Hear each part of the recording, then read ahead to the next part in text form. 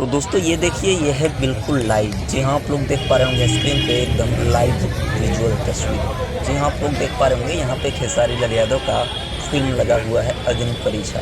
और भाई कह सकते हैं अभी फिल्म को एकदम खूब सारा प्यार मिल रहा है। इस तरह से प्यार मिलना चाहिए। बाकी भोजपुरी फिल्म तो भाई अभी को देखता भी नहीं है, लेकिन इस फिल्म को खूब ज़्यादा लोग पसंद कर रहे हैं। और खेसारी लाल यादव का जो इसमें दिखाया गया है उसको लोग खूब पसंद कर रहे हैं। और भाई सबसे ज़्यादा पसंद इस फिल्म के गाने को कर रहे हैं, जो भाई काफ़ी ज़्यादा मिलियन व्यूज हासिल कर चुका है। ऐसे ऐसे गाने इस फिल्म में है भाई। गाना के लिए हम लोग मूवी देखने आए थे। बस वही के चली।